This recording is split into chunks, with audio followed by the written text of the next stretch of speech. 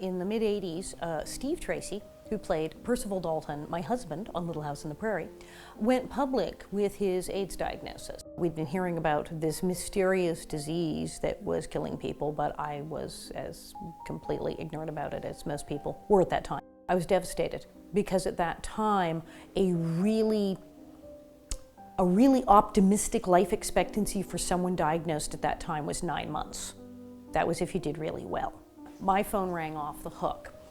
People wanted to know if I had AIDS because I'd kissed him on television. I think it's really important for people today to hear the stories from the early '80s, stories like mine, because first of all, it's our history.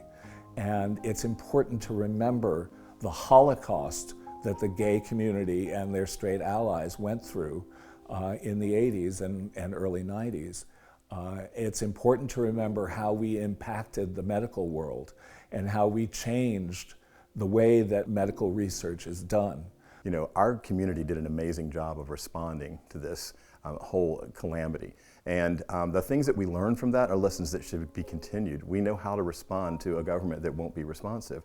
We know how to say that our lives matter. We know how to say that these are not acceptable ways for us to be treated because we want to deal with fact and science, not myth and prejudice. So I answered the AIDS hotline, giving people referrals and medical information and referrals to testing centers when they finally had them, that kind of thing. I also worked at the food bank. I also wound up on the Speakers Bureau. And that was exciting because I actually got to speak on AIDS at a lot of places that didn't want people to. Boy, it sure changed the way we looked at relationships and dating. You know, there were jokes about going on a date in a hazmat suit, and those were only partially jokes. I remember the AIDS hotline. At one point we had a page of 6 dentists that were the only dentists in town that would touch anyone with AIDS. And for me, the issue was always a human issue.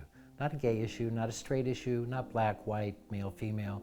It's a human issue, and that's what we need to look at. The marriage equality movement and everything that's come since was profoundly affected by the activism that we learned. We learned how to organize and how to make change. And if you're a young person today, you need to know how to do that because our world is constantly changing. We lost so many writers, artists, historians, scientists, architects. So what discoveries, what advances, what pieces of history and literature and architecture and our whole society don't exist because those people died. When I look back at all the people who died, who had greater faith in God than I did, and who worked harder at healing and surviving than I did, who didn't make it, I have to scratch my head with wonder. I don't know if you know what it's like to lose 150 friends in about a 2-year period.